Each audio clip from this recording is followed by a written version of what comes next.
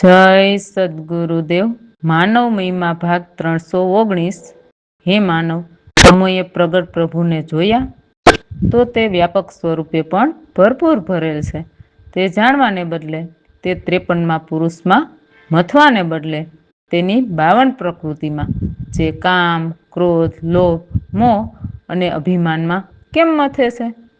આ પ્રકૃતિની મથામણમાંથી બહાર નીકળવા માટે સત્ય જ્ઞાની સદગુરુ અને તેના આપેલ નામ સુરતાના ભજન વિના નિવેડો નહીં આવે.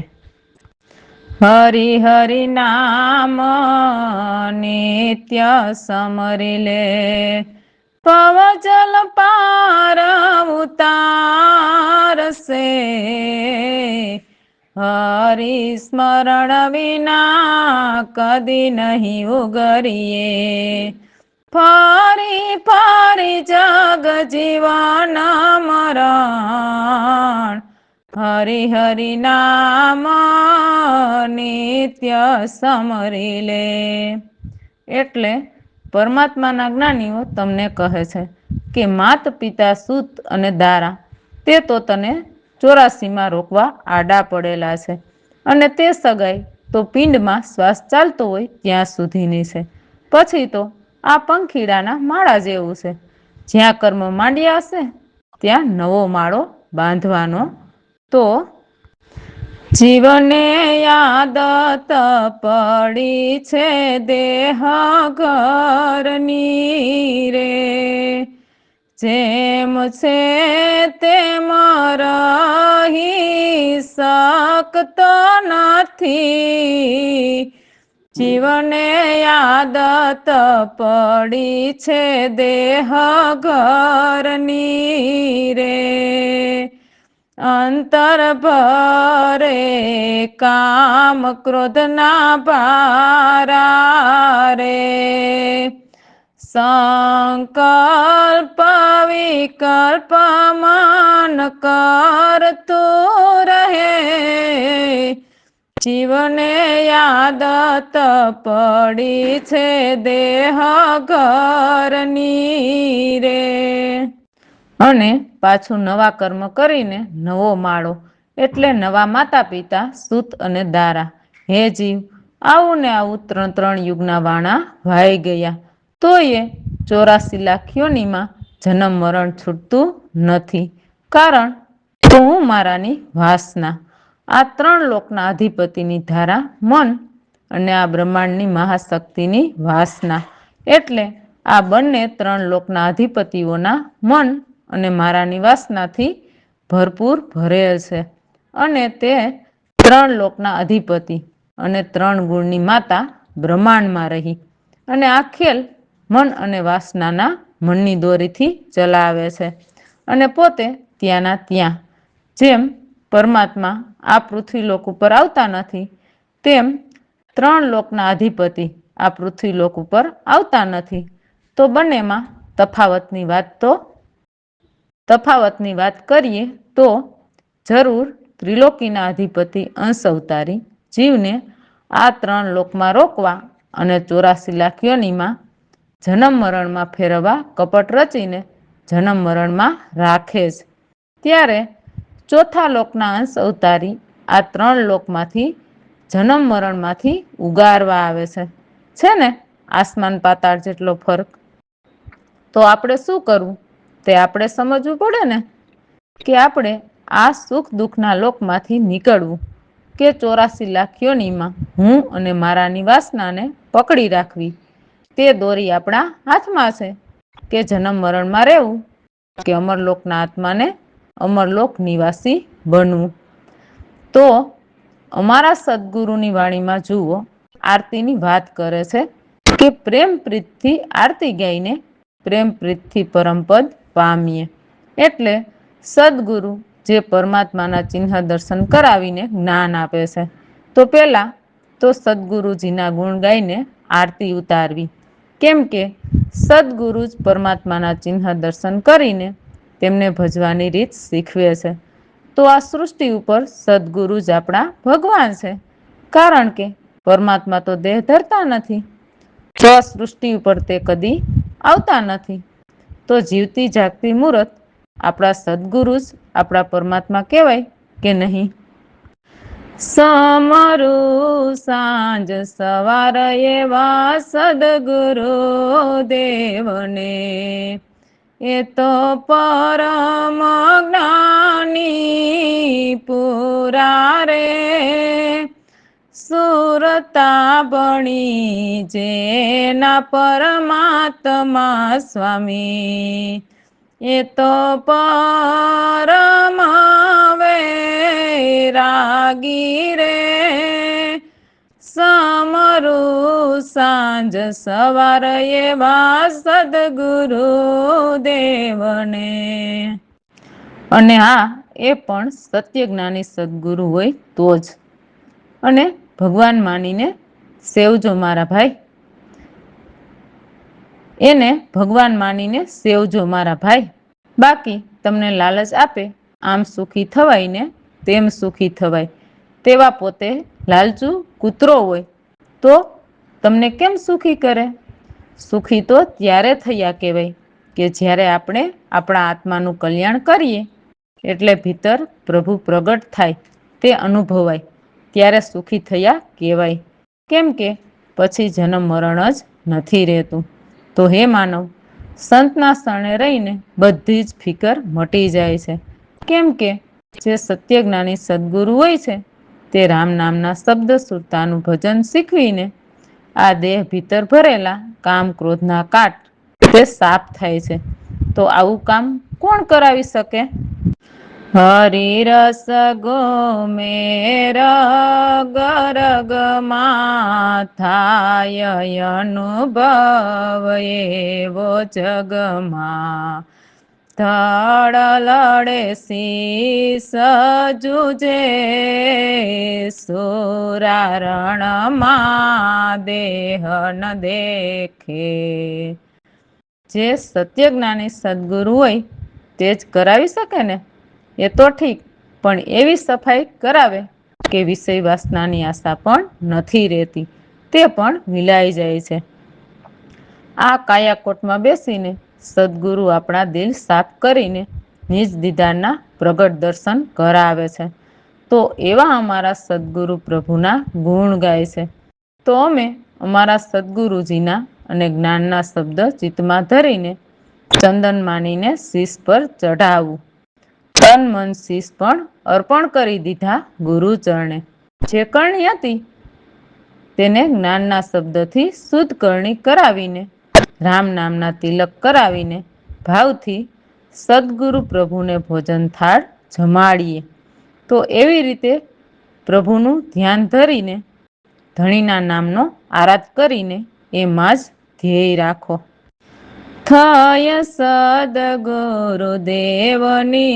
કૃપાને, વૈરાગીનો ભેખ લીધો રે, સંસાર કુળ કુટુંબ ત્યજ્યાને, સદગુરુએ સુરવીર કીધો રે, થાય સદગુરુદેવની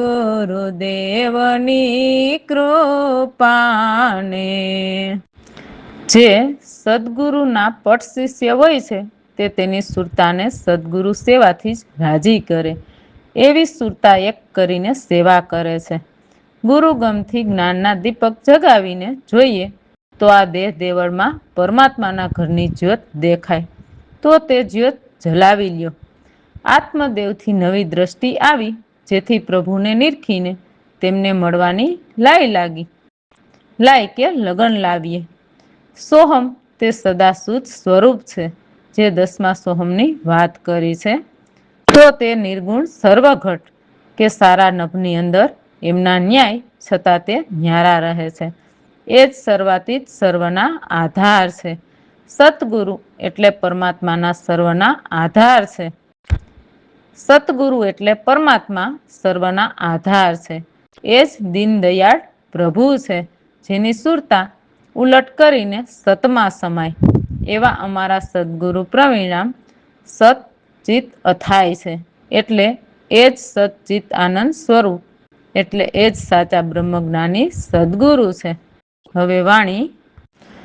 ગુરુ ગમ જ્ઞાન યારતી ગાઈ, પ્રેમ પ્રીતથી પરમ પદ પામી, ફિકર માટે સંત કરે સફાઈ, વિષય વાસની આશા વિલાઈ, ગુરુ ગમ જ્ઞાન યારતી ગાઈ, કાયા કોટમાં કરતા કમાઈ, દિલમાં દીદાર નીચ ગુરુદેવ, ગુરુ ગમ જ્ઞાન યારતી ગાઈ, ચિતન ચંદન ચિતમાં ચઢાવી,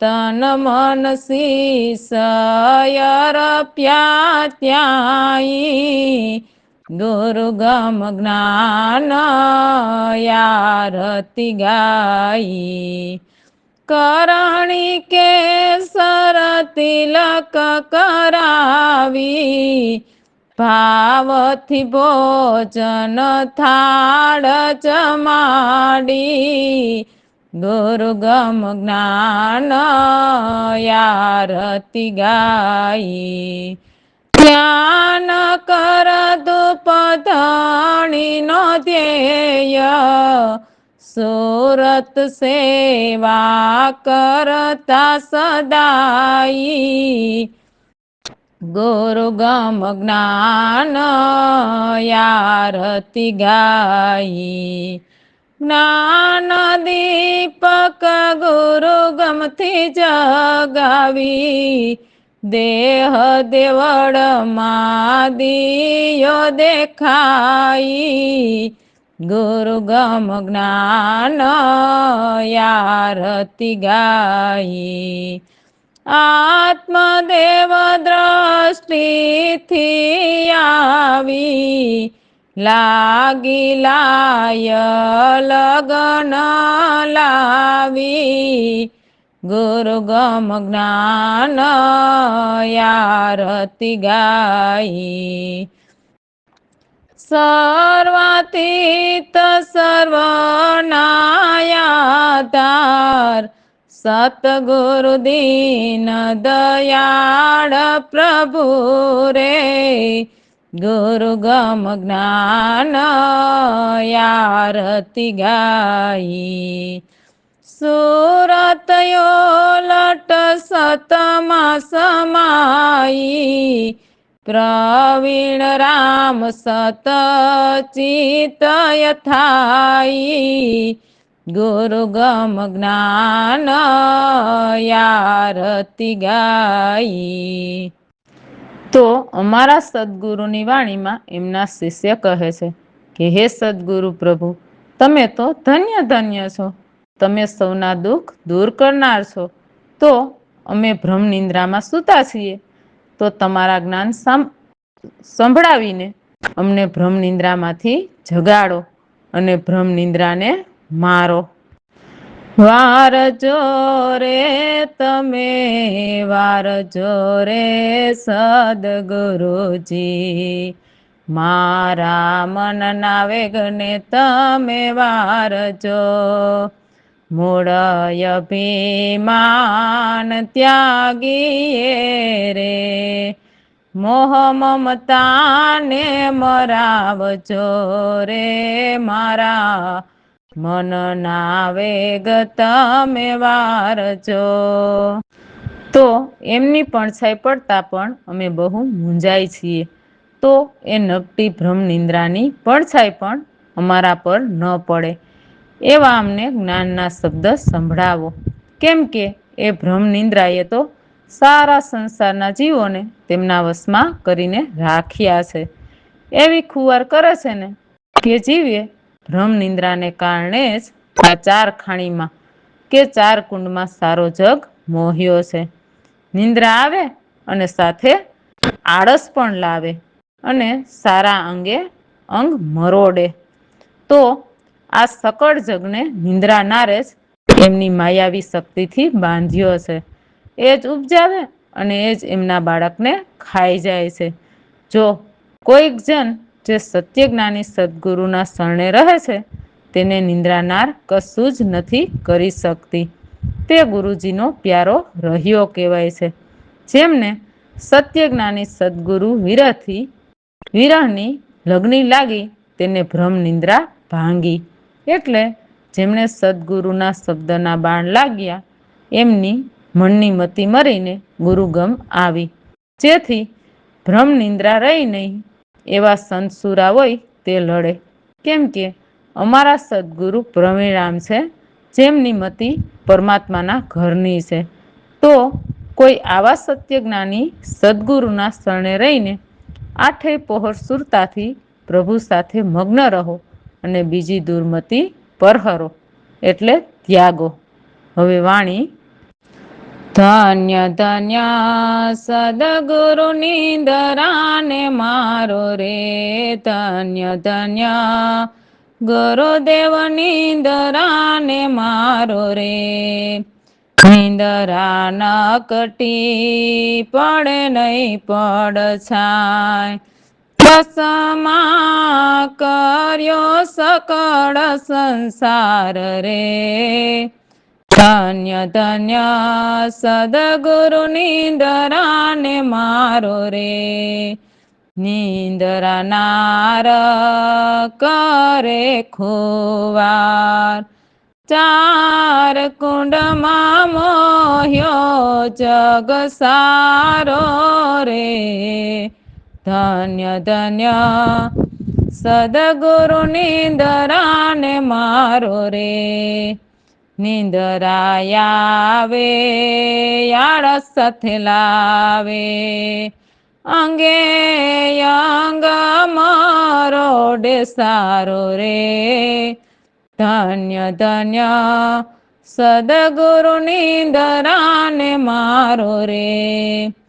સકળ જગ બાંધ્યો નિંદ્રાના રે ખાધા, કોઈ કરયો ગુરુજીનો પ્યારો રે. ધન્ય ધન્ય સદગુરુ નિંદરાને મારો રે. લાગી વિરહ લાકડી નિંદરા ભાંગી, ફરી નહીં આવું મતી મને મારી રે.